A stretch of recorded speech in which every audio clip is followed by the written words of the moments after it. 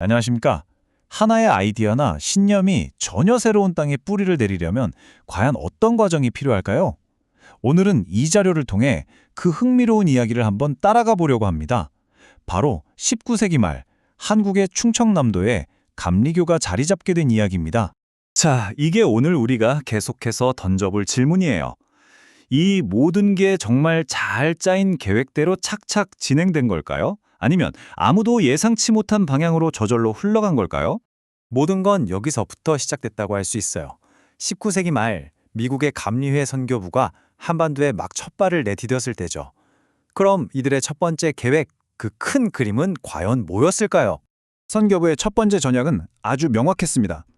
남쪽으로, 특히 충청도의 중심 도시로 가는 거였죠. 이걸 흔히 하향식 접근이라고 하는데요.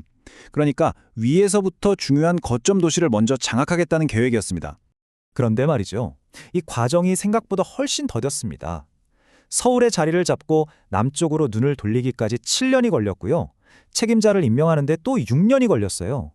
굉장히 신중하고 조심스럽게 접근했다는 걸 알 수 있죠. 그러니까 계획은 세웠는데 시작부터 삐걱거린 거죠.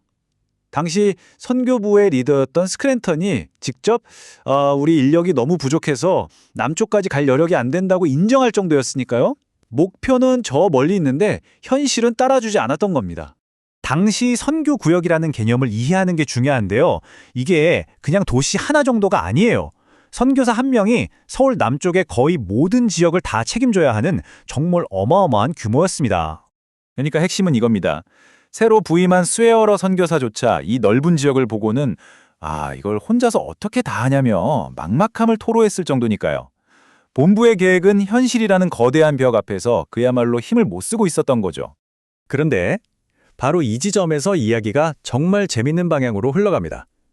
본부의 계획과는 전혀 다른 예상 밖의 현실이 현장에서 펼쳐지고 있었던 거예요. 자, 여기서 계획과 현실이 어떻게 달랐는지 한번 보세요. 선교사들은 행정 중심지인 공주라는 한 곳만 바라보고 있었는데 실제 변화의 불씨는 아무도 주목하지 않던 평범한 시골 마을들에서 활활 타오르고 있었던 겁니다. 1901년 기준으로요. 선교사 얼굴 한번 본 적 없는 햄이라는 지역에서 스스로 신자가 된 사람들의 숫자입니다. 그 수가 무려 53명이었습니다. 이게 정말 중요한 포인트인데요. 밖에서 누가 씨앗을 심은 게 아니라 안에서 스스로 싹이 트다는 거예요. 당시 사회가 급변하던 시기였잖아요. 이 사람들은 새로운 사상, 새로운 공동체를 스스로 찾아 나섰던 겁니다. 자, 이제 드디어 이 두 흐름이 만나는 이야기의 전환점으로 가보겠습니다. 선교부의 공식 계획과 현장의 자발적인 에너지가 마주치는 순간이죠. 오랜 시간이 걸렸지만 선교부는 드디어 원래 목표였던 공주의 땅을 사고 거점을 마련하는 데 성공합니다. 이제 본격적으로 계획을 실행할 준비가 된 거죠. 선교사들은 아마 이제 황무지에 씨앗을 뿌려야겠다, 이런 마음이었을 거예요. 하지만 그들이 도착한 땅은 황무지가 아니었습니다. 이미 변화를 갈망하는 씨앗들로 가득 찬 아주 비옥한 토양이었던 거죠. 1907년에 스웨어러 선교사가 충남 지역에서 발견한 가입 희망자의 수입니다. 그러니까 기독교 가르침을 받기 위해 기다리던 사람들이죠. 자, 그 숫자가 얼마였냐면요. 무려 2,918명이었습니다. 아니, 정말 놀랍지 않나요? 선교사들조차 거의 활동하지 않았던 곳에서 거의 3,000명에 가까운 이 많은 사람들은 대체 어디서 나타난 걸까요? 그 답은 우리가 앞서 봤던 바로 그 지점에 있었습니다. 이들은 바로 그 시골 마을들에서 자발적으로 생겨났던 공동체들이었던 거죠. 방치되었다는 이들의 불평은 그냥 기다림에 지쳤다는 뜻이 아니었어요. 이건 변화에 대한 갈망, 새로운 시대의 가르침을 우리가 직접 주체적으로 받아들이겠다는 강렬한 의지의 표현이었던 겁니다.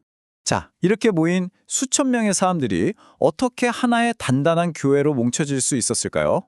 바로 결정적인 사건이 하나 있었습니다. 이 기록 하나가 당시 분위기를 정말 생생하게 보여주는데요. 초상이 난 줄 알았다. 이건 그냥 조용한 모임이 아니었다는 거죠. 수년간 억눌려 있던 종교적인 열망이 그야말로 폭발하는 순간이었고, 이 강렬한 경험을 통해서 흩어져 있던 개인들이 비로소 하나의 강력한 공동체가 된 겁니다. 이제 선교부의 역할이 완전히 바뀌게 됩니다. 뭔가 새로운 움직임을 만들어내는 게 아니라 이미 존재하는 이 수천 명의 사람들을 지원하기 위한 공식적인 구조, 즉 시스템을 빨리 만들어야 했던 거죠.